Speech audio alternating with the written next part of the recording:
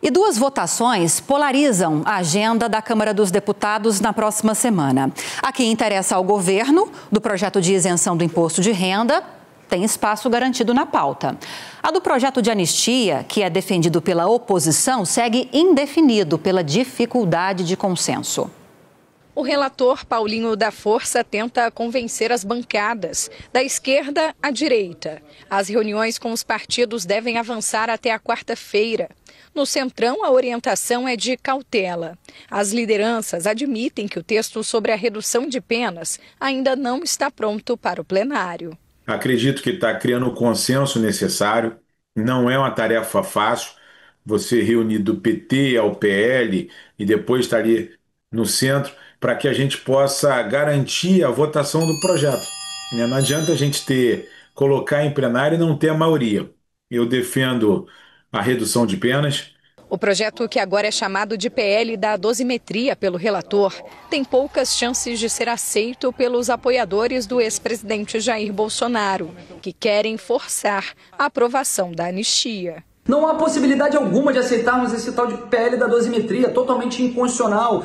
Cabe somente ao Judiciário fazer a dosimetria. A nós, Congresso Nacional, cabe fazer a anistia, conceder a anistia, que é uma competência exclusiva nossa. O PT, partido do presidente Lula, também rejeita a ideia de redução de penas e considera que tentar votar o texto agora é uma manobra para atrapalhar a aprovação de pautas que interessam ao governo, como a isenção do imposto de renda para quem ganha até R$5 mil. Depois que Hugo Motta anunciou que vai pautar o projeto na próxima quarta, os governistas apostam na aprovação. Somos contra a anistia, contra a impunidade, né? Não dá para passar esse recado de impunidade para a sociedade, mas queremos sim o imposto de renda. E agora, o presidente Hugo Motta confirmando para a próxima quarta-feira, sem dúvida alguma, é uma grande vitória. Para este professor de ciência política, um dos fatores que vai definir as próximas votações no Congresso é a reacomodação da base de apoio do governo depois da saída do União Brasil. Precisamos mensurar como que será a composição do governo daqui por diante com o desembarque do União Brasil, que certas concessões por parte do governo devem vir à tona, com mais emendas parlamentares, mais recursos sendo destinados a esse espectro político do Centrão para acomodação dos seus interesses e para avançar nessa agenda governamental, porque interessa ao governo, sem dúvidas nenhuma, essa agenda da ampliação do imposto de renda a essas famílias mais pobres. São duas pautas que vão dominar as discussões em Brasília na próxima semana. E para você entender um pouco mais sobre o que elas significam, com mais detalhes, recebo aqui no estúdio do SBT Brasil Bruno Garchagen, que é cientista político. Bem-vindo, Bruno. Boa noite. Obrigado, boa noite. Vamos começar falando sobre esse projeto de lei da anistia, porque houve um momento em que nós imaginávamos que a oposição tinha conseguido finalmente emplacar esse texto. Mas nos últimos dias há um receio agora muito grande que, no fim das contas, o projeto de lei tenha o mesmo destino, talvez, da PEC da blindagem, que foi enterrada no Senado nessa semana. Não vai, muito possivelmente, ser discutida na próxima terça-feira, como estava previsto. Nem uma anistia geral, que é como quer a oposição, nem redução de penas, como defende o relator, que é o Paulinho da Força, o deputado. Há chances ainda, na sua opinião, de essa pauta avançar em algum momento ou não? Já era? Anistia geral, eu nunca acreditei nessa possibilidade, já conversamos aqui várias vezes a respeito disso. Esse projeto de lei chamado da anistia já é um erro do ponto de vista jurídico, porque o que está se discutindo nem é a anistia. É se vai mudar apenas para determinados crimes e se isso vai beneficiar muita gente que foi condenada ali no processo todo que envolveu não só aqueles condenados do 8 de janeiro, mas também o ex-presidente Jair Bolsonaro e os demais réus. De qualquer maneira, pode ser que essa pauta avance, no caso dessa dosimetria da pena. Está muito complicado ainda definir quando isso vai acontecer, porque supostamente seria a semana passada, mas sequer o texto está pronto, há um consenso. O consenso até para votação está muito estranho ainda, tem muita informação desencontrada.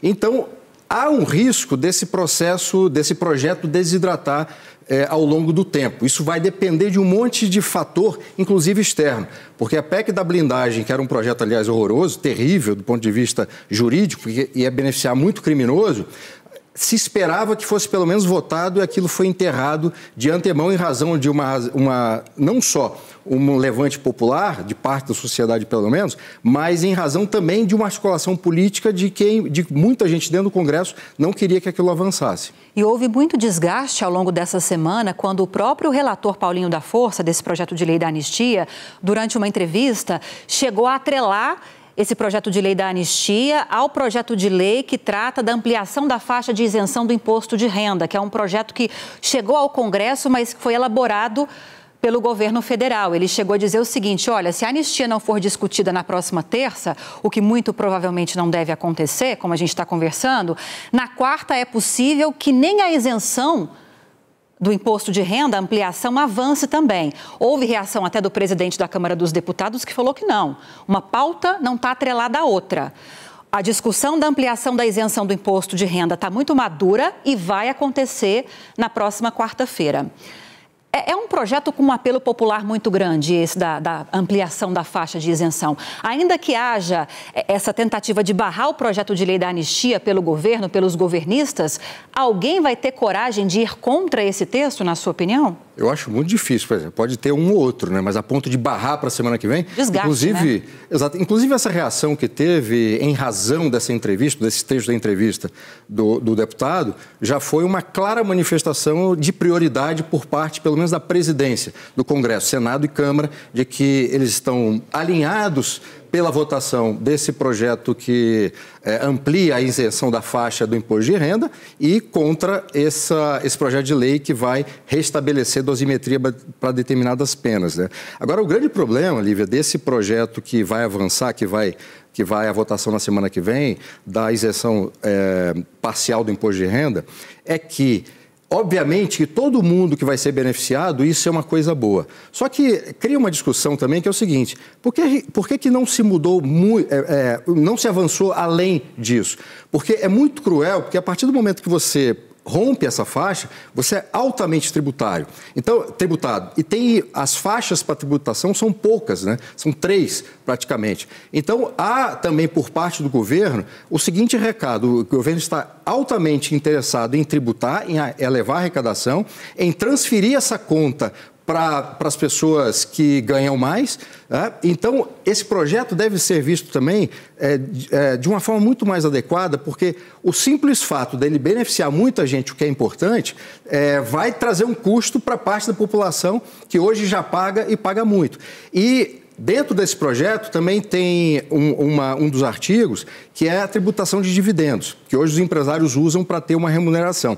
E isso, obviamente, vai ter um efeito econômico que ninguém está discutindo, inclusive em geração de empregos, inclusive em desincentivo ao próprio investimento privado por parte de pequenas e médias empresas que são beneficiadas por isso hoje e deixarão de ser, né? Então, os impactos futuros dessa mudança de lei a gente ainda não sabe. Embora, repito, essa ampliação da isenção seja algo positivo, todo o resto a gente precisa ter uma noção exata do que virá adiante. A gente vai acompanhar as discussões.